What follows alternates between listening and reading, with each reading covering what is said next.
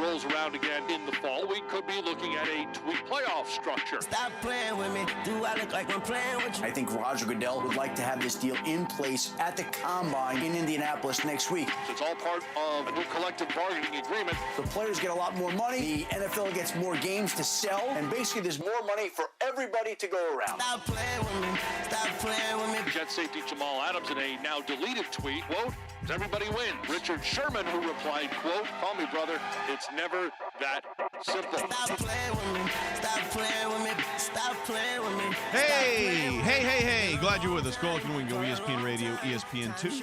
Presented by Progressive Insurance. All phone guests join us on the Shell Pennzoil Performance Line. Hope your Thursday's off to a good start, or your Wednesday is just winding down. Mike Golic Jr., Trey Wingo here with you. So, we left yesterday with baseball on fire. It is still on fire, but we are now burning with a new fury, Junior, of the idea of potentially expanded playoffs in the NFL. Yeah, it's so interesting that baseball's disaster has given way to, I think, the idea, like, anytime negotiations come up for the NFL and we get this idea of the league and the players and the collective bargaining agreement, I think the thing that sits under all of it is, man, we just want to make sure we're still going to keep getting our football, right? Right. We need this, and I need to make sure there's not going to be another lockout, another work stoppage, things like that. Knowing full well that's possible. Knowing full well it might be what should happen. Yeah. But knowing full well as a group of fans and people that cover the game, we all just want to make sure this is still going to keep going. Correct. So if you have been away from the Google machines and the interwebs for a while and haven't done any social media updates, here's what's at play. The NFL is pushing the idea of a 17-game regular season schedule, cutting the preseason down to 3 games, and the caveat there, and the biggest significant change here, is that the postseason would go from 12 teams to 14 teams. And the biggest change there would be the idea that you would have expanded wildcard teams, and only one team in each conference, the NFC and the AFC, would get the bye instead of the standard top 2 teams in each conference now getting the bye, which means last year going into the postseason, the only teams that would have had the bye would have been the San Francisco 49ers and the Baltimore Ravens. So that's the big shift. And the reason this is different, because there's been a couple of things that have been put out there, including the idea that this is the first change to the NFL's playoffs since 2002.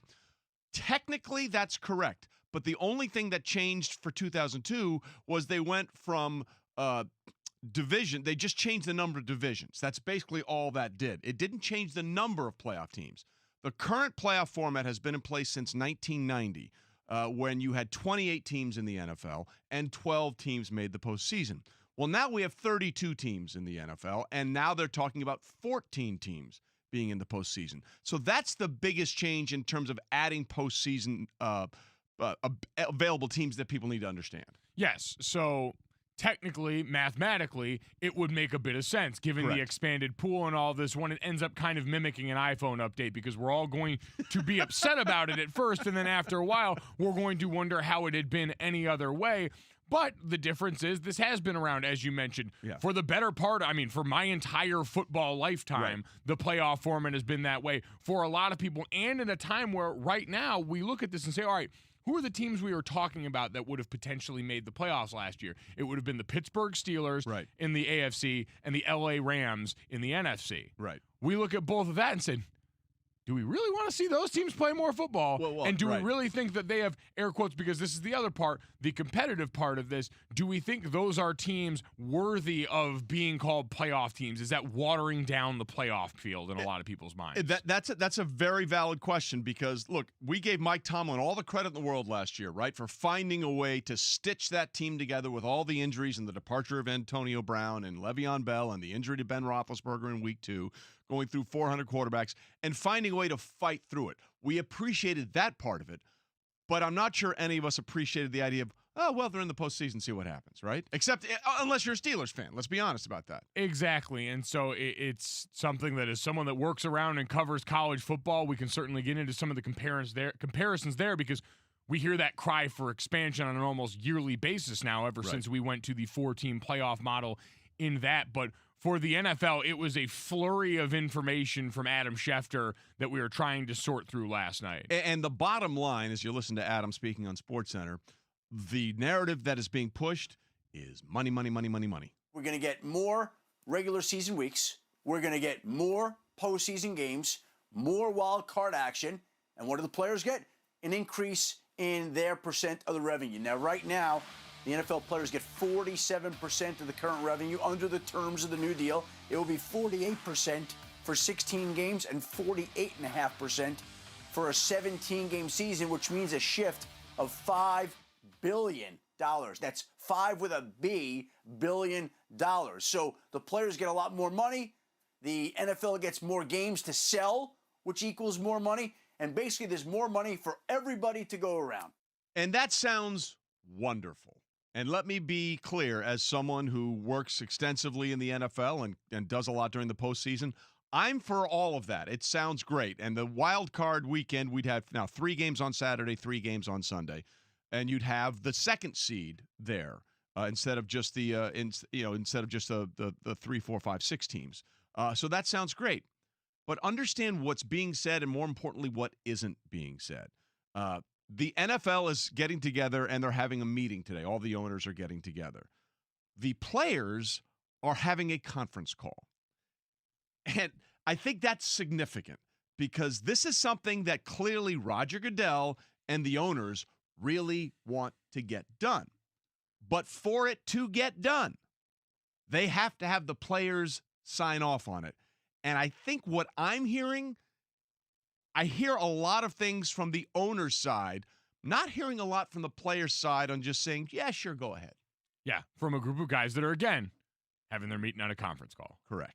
From a group of guys who still seem to be kind of rallying around because, remember, there are steps to this process, and we won't get into all the minutia of it, but we're a couple rounds of player voting away from this thing being a thing. And we see even amongst that group right now, there's still some educating going on, right? Jamal Adams, safety for the Jets last night, basically reiterated that statement from Adam Schefter in a tweet. More games, more playoff teams, more money for everybody, kind of talking about that as a win-win. Richard Sherman, been around a little bit longer. Knows how the game is played. Been through a couple of these things, quote tweeted and just said to him, call me, brother. It's never that simple. Got to go deeper than this because Richard Sherman understands what's at stake, and that, as you always say, Trey, the shiny object of that 5B isn't the only thing the players are after in this, and they've got a unique opportunity at this point in time, and they've got to hit on it. Yeah, we'll got to hit on it. We'll get into that a little bit later, but understand everything you're hearing is from the owner's side. We've heard very, very little at this point from the player's side. And that's significant because people like to mock the NFLPA and it's toothless and all that kind of stuff. They do what they can with the power that they have. And there's one thing they have here that the NFL owners need. And that's why this is not going to be as easy as some people would like it to be, as how it's potentially been framed at this point, because everyone has leverage, right? And when you have leverage and you have power, if you have the hammer, like a hammer from Alabama, as Deontay Wilder has been talking about in the fight with Tyson Fury, which we'll get to in a little bit, when you have that hammer, you swing it. And the players, we'll get into this a little bit later, the players have the opportunity to swing a hammer with the owners in this potential negotiation. And if I'm them, I am swinging that thing fast and furious and holding out for all the things that we need. Because as a reminder, when we talk about this and people rip the NFLPA and all these different things, outside of hockey, no other North American sports league has to negotiate with their own body as a chip on the table. Yeah. Not to the extent the NFL does. The NBA can talk about back-to-backs and 4 games in 5 days and all that stuff. Health and safety and the violence of the game are at a different level and one that these guys have to account for. That's why things like lifetime health insurance, that's why things like the structure of the offseason and training camp all matter a great deal more than they do in those other leagues, sans the NHL, which obviously is an extremely violent collision sport as well in all this. And so just remember, because the owners know that too, they're operating from a position that these other leagues, the ones that we always laud, like the MLB and the NBA PA, don't have to even dream of. Right. So we'll get into why this sounds wonderful from one side and why we're not hearing quite enough from the other side yet, and that's important. We'll get into that. And we'll have that coming for you in just a little bit. But it's also that time where we're starting to figure out what the NCAA tournament is going to look like. And think of it as a jigsaw puzzle that you throw up into the air and just let the pieces fall. Because if you like chaos, if you're into chaos and the idea of March Madness, this might be the year for you. We'll get to all of that, Junior, after this. After this word from Grainger, running your business a 24/7, 365 job. Every problem and every solution is up to you. When a problem arises and you need a solution, Grainger's got your back. Whether you need critical items fast, something isn't working like it should, or you just can't find exactly what you're looking for, Grainger's ready to help. Because you don't stop, so neither do they. Grainger's got 24/7 customer support, sourcing specialists, and same-day pickup and delivery options. Don't forget about their on-demand products and technical expertise. Whatever you need, whenever you need it, Grainger's got your back. Call or click at Grainger.com or stop by a branch. Grainger, for the ones who get it done. We paint college basketball's Jackson Pollock next on Golic